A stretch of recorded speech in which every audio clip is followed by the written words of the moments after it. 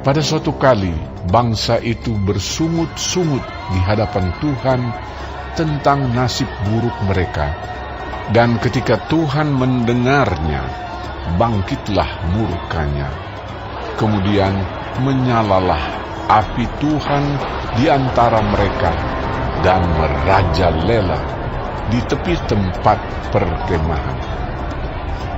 Lalu berteriaklah bangsa itu kepada Musa, dan Musa berdoa kepada Tuhan, maka padamlah api itu. Sebab itu orang menamai tempat itu Tabera, karena telah menyala api Tuhan di antara mereka. Orang-orang bajingan yang ada di antara mereka kemasukan nafsu rakus, dan orang Israel pun menangislah pula serta berkata, "Siapakah yang akan memberi kita makan daging? Kita teringat kepada ikan yang kita makan di Mesir dengan tidak bayar apa-apa, kepada mentimun dan semangka, bawang pre, bawang merah dan bawang putih. Tetapi sekarang kita kurus kering, tidak ada sesuatu apapun, kecuali mana ini saja yang kita lihat." Adapun mana itu seperti ketumbar dan kelihatannya seperti damar bedolah. Bangsa itu berlari kian kemari untuk memungutnya, lalu menggilingnya dengan batu kilangan atau menumbuknya dalam lumpang. Mereka memasaknya dalam periuk dan membuatnya menjadi roti bundar. Rasanya seperti rasa panganan yang digoreng. Dan apabila embun turun di tempat perkemahan pada waktu malam, maka turunlah juga mana di situ. Ketika Musa mendengar bangsa itu, yaitu orang-orang dari setiap kaum, menangis di depan pintu kemahnya, bangkitlah murka Tuhan dengan sangat. Dan hal itu dipandang jahat oleh Musa. Lalu berkatalah Musa kepada Tuhan, "Mengapa kau perlakukan hamba-Mu ini dengan buruk?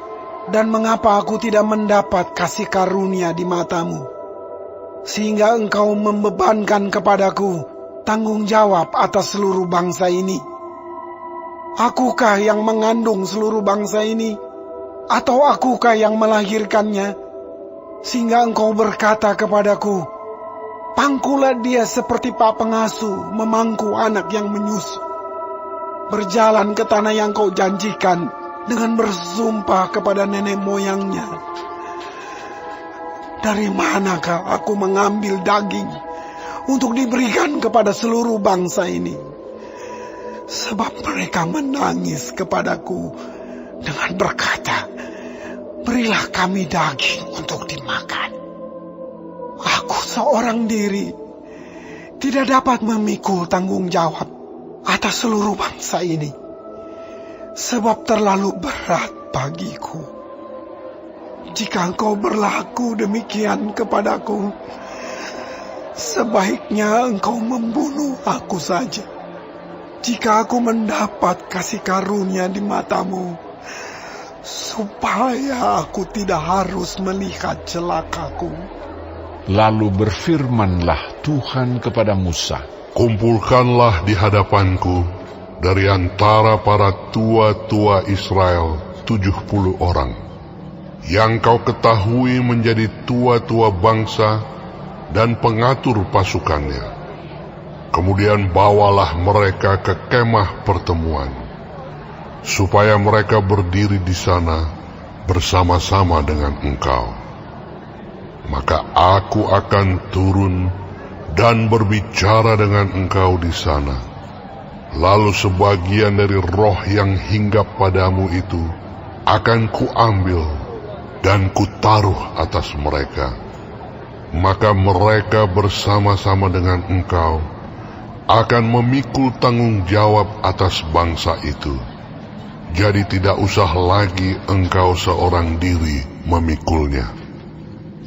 Tetapi kepada bangsa itu haruslah kau katakan, kuduskanlah dirimu untuk besok maka kamu akan makan daging.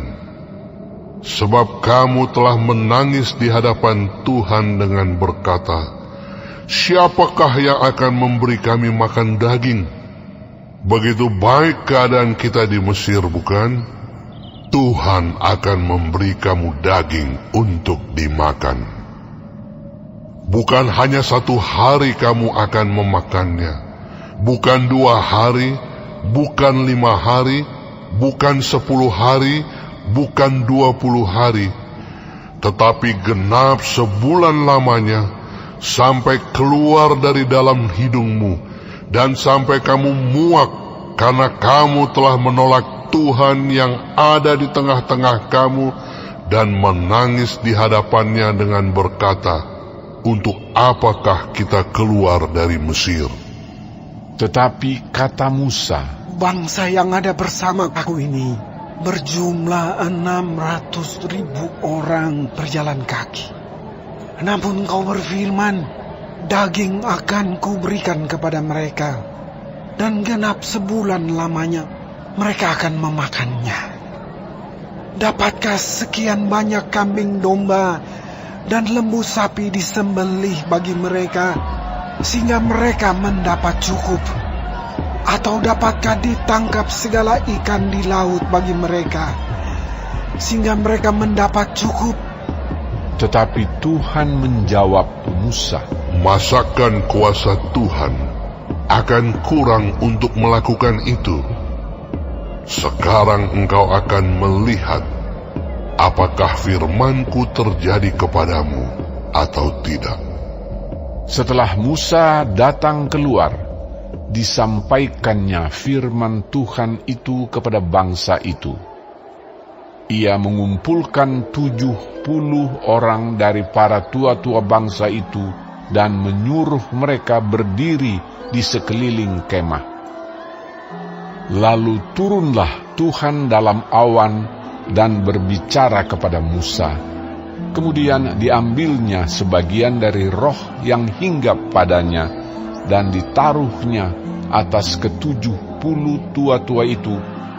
Ketika roh itu hinggap pada mereka, kepenuhanlah mereka seperti nabi, tetapi sesudah itu tidak lagi. Masih ada 2 orang tinggal di tempat perkemahan. Yang seorang bernama Eldad, yang lain bernama Medad.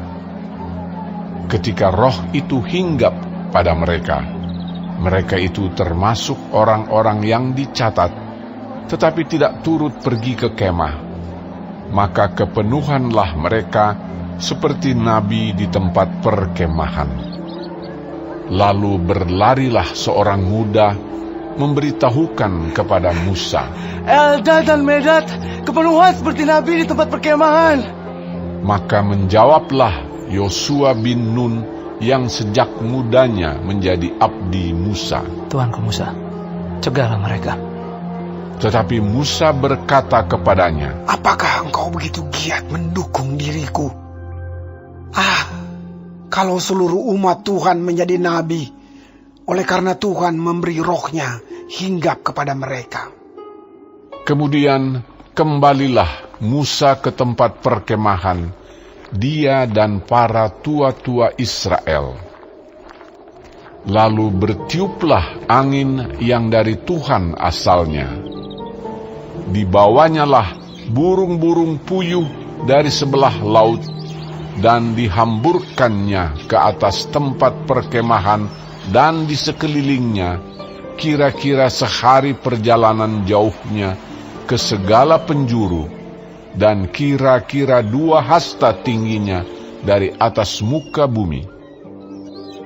Lalu sepanjang hari dan sepanjang malam itu dan sepanjang hari esoknya, bangkitlah bangsa itu mengumpulkan burung-burung puyuh itu.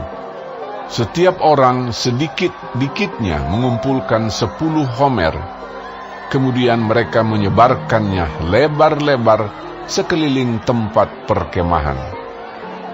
Selagi daging itu ada di mulut mereka, sebelum dikunyah, maka bangkitlah murka Tuhan terhadap bangsa itu, dan Tuhan memukul bangsa itu dengan suatu tulah yang sangat besar. Sebab itu, dinamailah tempat itu Kibrot Ta'awa, karena di sanalah dikuburkan orang-orang yang bernafsu rakus. Dari Kibrot Ta'awa berangkatlah bangsa itu ke Hazerot, dan mereka tinggal di situ.